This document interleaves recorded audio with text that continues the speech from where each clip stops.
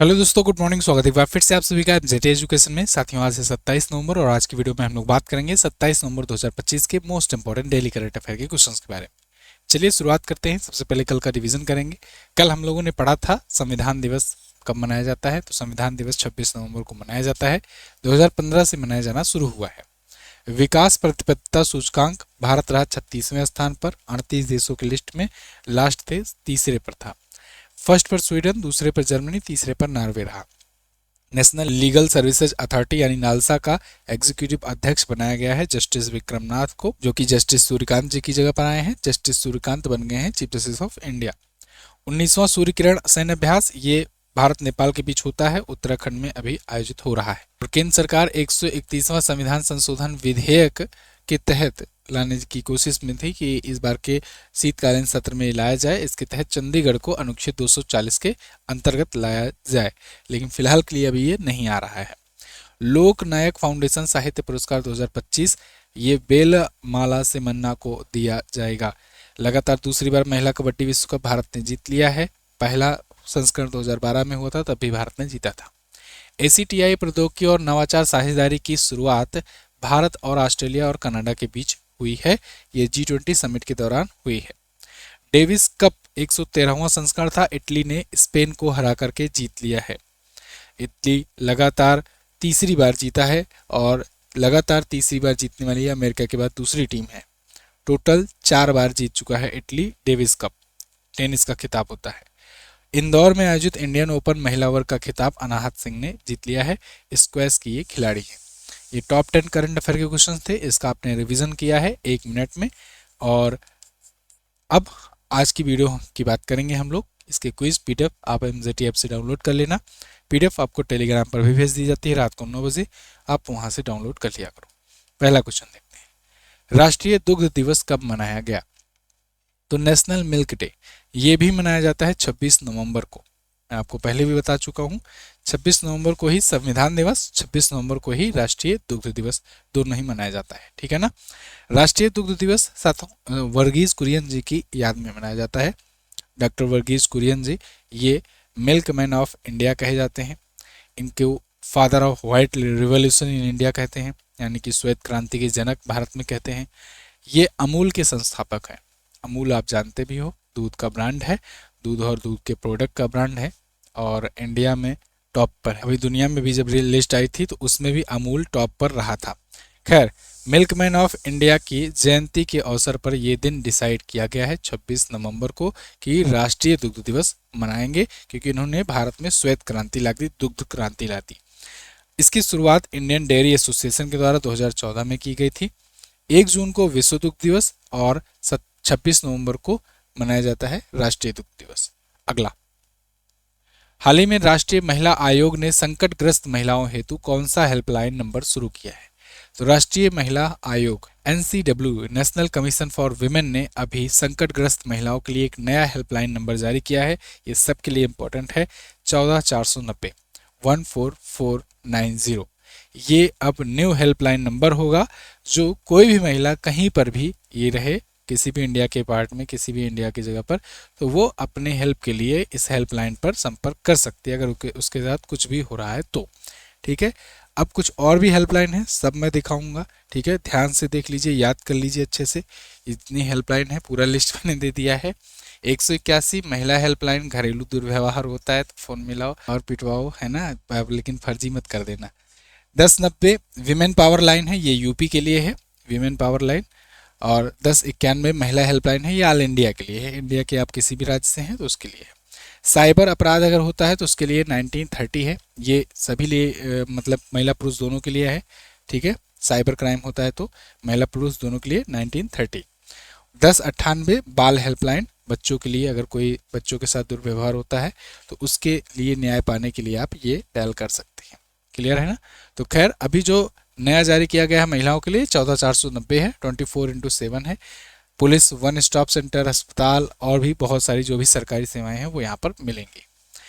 सेवाएं आपको WhatsApp channel के माध्यम से मिलेंगी। देखिए, व्हाट्सएप चैनल से जुड़ने से क्या होगा कि हम लोग और ज़्यादा मजबूत होंगे। पिन कमेंट में आपको एक लिंक मिलेगा, उस पर क्लिक कीजिए, जाइए और व्हाट्सएप चैनल ज्वाइन कीजिए। इससे होगा क्या, हमारी जो भी वीडियो आएगी उसका नोटिफिकेशन आपको मिल जाया करेगा। यूट्यूब 24 घंटे में केवल 3 वीडियो का ही नोटिफिकेशन भेजता है और उनमें से भी 1 या 2 वीडियो हो सकता है कि आपके काम की ना हो।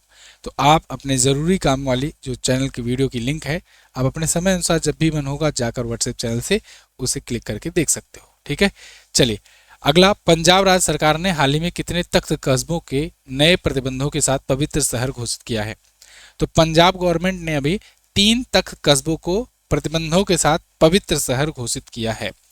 प्रतिबंध मतलब कि वहां पर बहुत सारी चीजें जो इलीगल एक्टिविटी होती है उन सब पर प्रतिबंध लगाया जाएगा, उनको पवित्र शहर घोषित किया जाएगा। देखो, सिख कम्युनिटी में ना 5 पवित्र तख्त थे, तो 5 जो तख्त थे उनमें से 3 तख्त को अभी पवित्र शहर घोषित किया गया है। 3 तख्त जहां जहां पर थे, जिस जिस कस्बे में, जिस जिस नगर में, तो उन्हें होली सिटी घोषित कर दिया गया है, यानी पवित्र शहर घोषित कर दिया गया है। इनमें है अमृतसर साहिब, आनंदपुर साहिब और तलवंडी साबो। तो 4 दीवारी वाला शहर है अमृतसर साहिब, जहां पर श्री अकाल तख्त साहिब है, और आनंदपुर साहिब में श्री केसरगढ़ साहिब हैं, और तलवंडी साबो में, बठिंडा में, यहाँ श्री दमदमा साहिब स्थित हैं। तो इनको यहाँ पर शराब, तंबाकू, मांस, नशीले पदार्थ, इनकी बिक्री, सेवन सब बैन किया गया है और इनको पवित्र तक घोषित किया गया है। क्लियर? तो पंजाब गवर्नमेंट के द्वारा यह स्टेप लिया गया है। अगला, पीएम मोदी ने कहां पर 5 जन्य स्मारक का उद्घाटन किया? 5 जन्य होता क्या है? आप में से बहुत सारे लोगों को पता भी नहीं होगा। देखो, आप भगवान कृष्ण के चक्र का नाम तो जानते थे, सुदर्शन था, लेकिन उनके पास एक शंख भी हुआ करती थी। क्या आपको शंख का नाम पता है?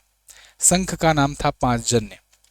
तो उसी 5 जन्य जो भगवान कृष्ण का जो शंख था, उसी के स्मारक का अभी उद्घाटन किया गया है। ये कुरुक्षेत्र में किया गया है, हरियाणा में। अब आप समझिए कि कुरुक्षेत्र में इसको क्यों स्थापित किया गया। क्योंकि कुरुक्षेत्र में हुआ था महाभारत, और महाभारत की शुरुआत कैसे होती थी? शंख के उद्घोष से। तो शंख के उद्घोष से जहां पर शुरुआत होती थी, वहीं पर शंख की एक प्रतिमा का उद्घाटन किया गया है पीएम मोदी के द्वारा। ये लगभग 32 फुट ऊंचा है और बनाया गया है। अंतर्राष्ट्रीय गीता महोत्सव अभी चल रहा है वहां पर, और अंतर्राष्ट्रीय गीता महोत्सव के दौरान ही ये उद्घाटन किया गया है। गीता का उपदेश भी भगवान ने वहीं पर दिया था, कुरुक्षेत्र में ही दिया था अर्जुन को, है ना। अंतर्राष्ट्रीय गीता महोत्सव 15 नवंबर से 5 दिसंबर तक चल रहा है, हर साल होता है, कुरुक्षेत्र में होता है। ठीक है, और जब पीएम मोदी इधर अयोध्या में भगवा ध्वज ध्वजारोहण कर करके 25 नवंबर को फिर गए कुरुक्षेत्र में और वहां इसका उद्घाटन किए हुए हैं। क्लियर? चलिए अगला, निम्न में से किस राज्य में संगाई फेस्टिवल मनाया गया? तो संगाई फेस्टिवल ये मणिपुर में मनाया जाता है, और संगाई फेस्टिवल मनाया जाता है संगाई हिरण के सम्मान में। संगाई हिरण, साथियों, संगाई हिरण जो है ना, ये एकमात्र जगह है मणिपुर जहां पर पाया जाता है, और मणिपुर में भी और ज्यादा प्रिसाइज हो तो जो कीबुल लामजाओ नेशनल पार्क है वहां पर पाया जाता है। संगाई हिरण मणिपुर का राजकीय पशु भी है, ये राजकीय पशु भी है मणिपुर का, ये भी ध्यान रखना, राजकीय पशु है मणिपुर का, और इसी के सम्मान में इसी की पूजा की जाती है संगाई हिरण की, और ये लोग संगाई फेस्टिवल के रूप में, संगाई महोत्सव के रूप में मनाते हैं। मणिपुर में काफ़ी धूमधाम से मनाया जाता है, वहाँ पर आर्ट ऑफ द कल्चर होता है। 21 से 30 नवंबर तक ही मनाया जा रहा है इस बार, ये पशु दुर्लभ संगाई हिरण के नाम पर। ठीक है, लोकटक झील में कीबुल लामजाओ नेशनल पार्क में होता है। कीबुल लामजाओ नेशनल पार्क आपको पता है लोकटक झील के ऊपर है, और झील के ऊपर नेशनल पार्क होने की वजह से ये कभी कभी शिफ्ट होता रहता है, तो इसे दुनिया का इकलौता तैरता हुआ नेशनल पार्क का भी खिताब मिला है। दुनिया का इकलौता एकमात्र ऐसा नेशनल पार्क है जो तैरता हुआ नेशनल पार्क है, फ्लोटिंग नेशनल पार्क पूछा जाता है। ये संगाई महोत्सव मनाए जाने की शुरुआत जो है 2010 से हुई है, जिससे इस प्रकार के जो हिरण है इसके प्रति अवेयरनेस फैले, लोग इसकी ज़्यादा वैल्यू करें, ज़्यादा इज्जत करें, और लोग जानें कि ये केवल एक ही जगह पाया जाता है, इसीलिए इसके शिकार करने से बचें, इसको संरक्षित करने का प्रयास करें। खैर, मणिपुर के और भी महोत्सव हैं, जैसे मेरा हाउ चोंगबा महोत्सव, लाई हरुबा महोत्सव, संतरा महोत्सव, संगाई महोत्सव, सिरियू लिली, कचाई लेमन, इमोई रुत्पा, ये सब महोत्सव मणिपुर के होते हैं। अपनी ई बुक भी आती है मंथली वाइज, 6 मंथ की, 3 मंथ की, ये सब ई बुक आप ले करके किसी भी एग्जाम की अगर तैयारी कर रहे हो तो उसकी तैयारी आपको बेहतर यहाँ पर मिल जाएगा कंटेंट। ये चैप्टर वाइज इसमें एक्सप्लेनेशंस होते हैं, डेमो भी मैं आपको दिखा दूंगा। डेमो वैसे अवेलेबल है, 1 मंथ का मैंने फ्री भी कर रखा है MZT ऐप पर। आप जा करके देखोगे तो MZT ऐप पर आपको एक ई बुक फ्री मिलेगी, तो उस ई बुक में जा करके आप देख सकते हो कि कैसे कंटेंट रहते हैं हमारे। MZT ऐप आपको गूगल प्ले स्टोर से डाउनलोड करना है, बेस्ट ई बुक सेक्शन में जाना है, वहाँ पर आपको ई बुक मिल जाएगी। इसके अलावा जो लोग UPSI की तैयारी कर रहे हैं, बिल्कुल तैयार हो जाइए, पढ़ना शुरू कर दीजिए। मूल विधि और संविधान की आपके लिए ई बुक आई है, जो आपको कहीं पर नहीं मिल रही है। नया वाला, ये पुराना वाला मूल विधि ना पढ़ लेना, IPC CRPC अब नहीं पूछा जाएगा, अब आपसे BNS BSS और BSA पूछा जाएगा। ठीक है, ये नए 3 जो कानून लागू हुए हैं, दंड संहिताएं, इनको आपको पढ़ना है और यही आपके नए सिलेबस में है। तो इसकी ई बुक बाकायदे तरीके से ढंग से बनाई गई है, आप जाइए देखिए, एक बार इसको परचेज कीजिए MZT ऐप पर। और दूसरी बात ये कि वार्षिकांक जो है वो आने वाला है, उस पर काम चल रहा है। इस बार किताब नहीं आएगी, लेकिन ई बुक फॉर्मेट में आएगी। ठीक है ना, तो ड्यू टू सम रीजंस किताब इस बार नहीं पब्लिश हो पा रही है और समय भी नहीं बचा है, तो अब जो है ई बुक आएगी। ई बुक के माध्यम से आप पढ़िएगा, कोशिश कीजिएगा। वर्ल्ड बॉक्सिंग का अध्यक्ष किसे नियुक्त किया गया? तो वर्ल्ड बॉक्सिंग का अध्यक्ष इस बार नियुक्त किया गया है किसे? गेनाडी गोलोविकिन को। गेनाडी गोलोवकिन ये हैं जो वर्ल्ड बॉक्सिंग के अब प्रेसिडेंट होंगे। देखो, इंटरनेशनल बॉक्सिंग फेडरेशन करके नाम हुआ करता था, लेकिन उसका नाम बदल करके अब वर्ल्ड बॉक्सिंग कर दिया गया था। तो जो वर्ल्ड बॉक्सिंग है, उसके नए अध्यक्ष गेनाडी गोलोविकिन बना दिए गए हैं। ये विश्व चैंपियन भी रह चुके हैं और कजाकिस्तान के दिग्गज मुक्केबाज भी रह चुके हैं अपने टाइम पर। तो अब ये अध्यक्ष होंगे। किसकी जगह पर आए हैं? बोरिस वान डेर वोर्स की जगह पर आए हुए हैं। तो नए अब गोलोविकिन होंगे, गेनाडी गोलोविकिन। ठीक है, अगला, भारत ने कितने सदस्यों वाले दलों के साथ पहली बार वर्ल्ड स्किल एशिया प्रतियोगिता में हिस्सा लिया?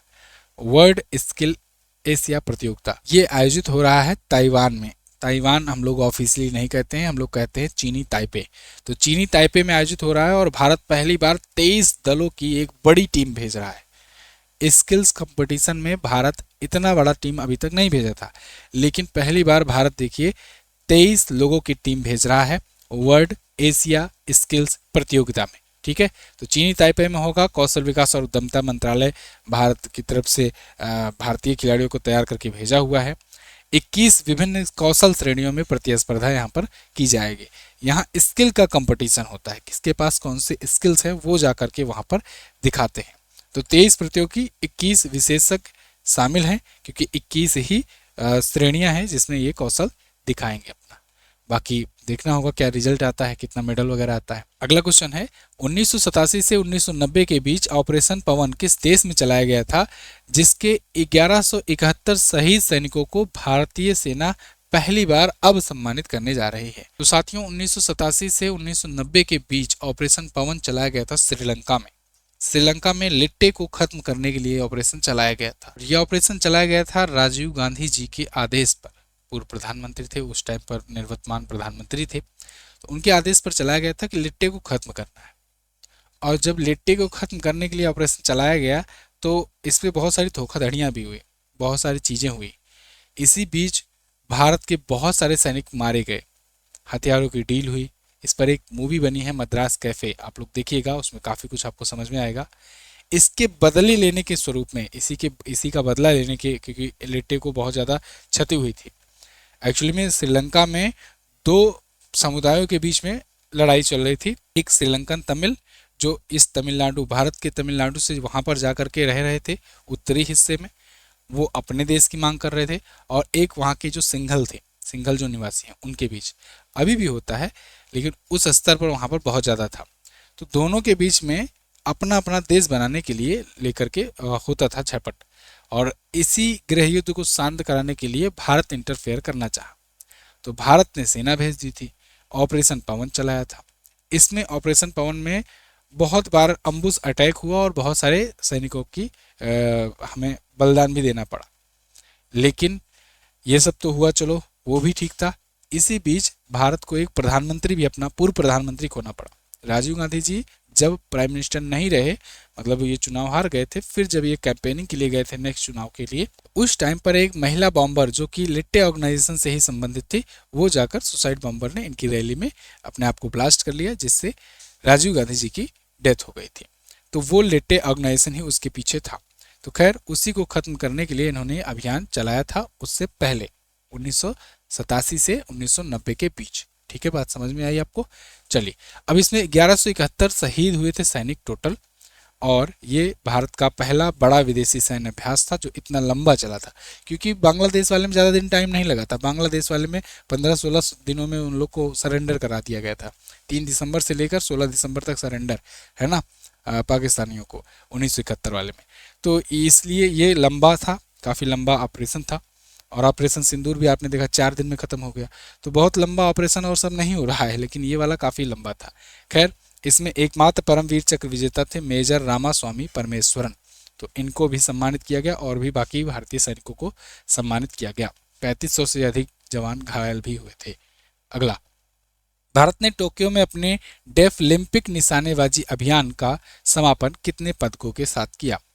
तो टोक्यो जापान में आयोजित हुआ डेफलिम्पिक या कहें डीफलिम्पिक निशानेबाजी अभियान, और इसमें भारत ने टोटल जीते हैं 16 मेडल। 16 मेडल में 7 तो आए हैं गोल्ड मेडल, 6 आए हैं सिल्वर मेडल, 3 आए हैं ब्रॉन्ज मेडल। टोटल 16 पदक आए हैं।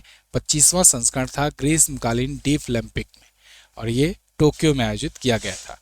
39 मेडल टोटल थे, उसमें से देखिए 16 मेडल भारत के ही आए हैं केवल, मतलब टोटल 39 मेडल इवेंट था। 16 जो है वो भारत जीत गया। तो ये समझ लो आप कितनी बड़ी उपलब्धि है। तो महित सिंधु 4 पदक जीते हैं, 2 गोल्ड 2 सिल्वर। ये सबसे सफल भारतीय एथलीट में से एक रहे। टोक्यो जापान में हुआ था, 15 नवंबर से 26 नवंबर तक ये चला। अगला, वर्ष 2030 में भारत के किस शहर में कॉमनवेल्थ गेम का आयोजन किया जाएगा?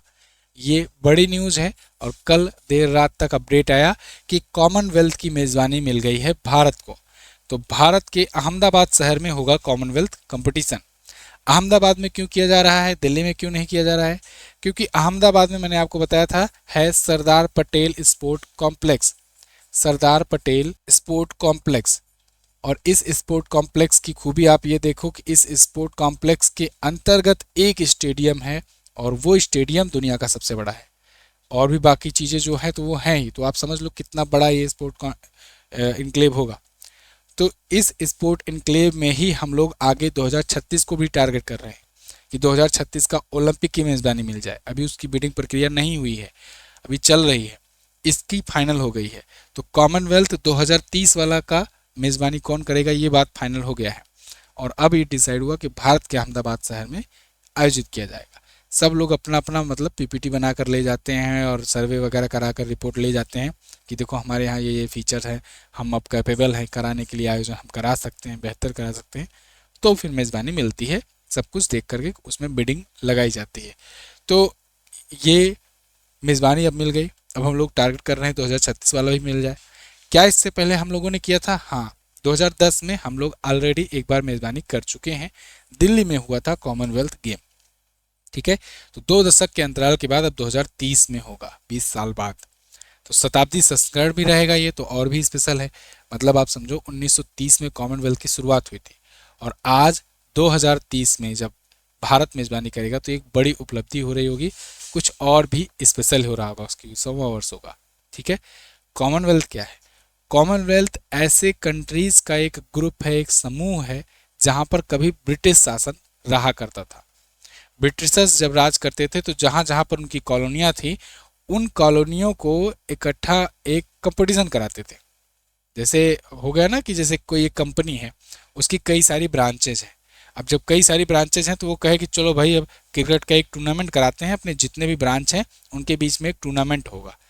तो वो आपस में ही एक टूर्नामेंट करा रहे हैं, जैसे उनकी जो जो भी ब्रांचें हैं, वो ए बी या फला राज्य की वो आकर के एक साथ कंप्लीट कर रही हैं। ऐसे ही अंग्रेज कराते थे। ब्रिटिशर्स जो हैं, जितनी भी उनकी दुनिया भर में कॉलोनियाँ थी, लगभग आधी दुनिया पर कब्जा था। आधी दुनिया पर ब्रिटेन का, आधी दुनिया पर फ्रांस का कब्जा था। आज दोनों ही सिमट कर इतने इतने हो गए हैं, है ना। तो ये अपने कॉलोनियों के बीच में कॉमनवेल्थ कराते थे। वही कॉमनवेल्थ नेशंस अभी भी है। ठीक है ना, 57 देश हैं लगभग। अगला, तो ये होगा 15 से 17 खेल इसमें शामिल होंगे। बाकी सब मैंने आपको बता ही दिया है। हैमिल्टन कनाडा में पहला संस्करण हुआ था। इस बार अभी भी रहेगी गुंजाइश की क्रिकेट और हॉकी को भी ऐड किया जाए। तो ये थे top 10 current affair question. I hope आपको वीडियो समझ में आई होगी। समझ में आई है तो वीडियो को लाइक कर दीजिए, चैनल को सब्सक्राइब कर दीजिए, ठीक है ना। कल मैंने आपसे बताया था, पूछा था कि किस देश को हराकर पहला ब्लाइंड महिला T20 वर्ल्ड कप भारत ने जीता है, तो नेपाल को हराया है। भारत श्रीलंका मेजबानी किया था, भारत में मैक्सिमम खेल खेले गए थे और भारत जीता था। पोलियो टीके की खोज जोनास साल्क और अल्बर्ट साबिन ने की हुई थी। आज आपको क्या बताना है कि भारतीय संविधान के अनुच्छेद 240 का संबंध निम्न में से किससे है। दूसरा, दुनिया का सबसे बड़ा लिखित संविधान किस देश का है। बहुत ही इजी क्वेश्चन है, कल की वीडियो देखे होगे तो डेफिनेटली दोनों ही क्वेश्चन का आंसर कर पाओगे, नहीं तो एक तो कर ही लोगे। थैंक यू सो मच, मिलेंगे अगली वीडियो में, अगली क्लास में, तब तक के लिए नमस्कार, जय हिंद, वंदे मातरम।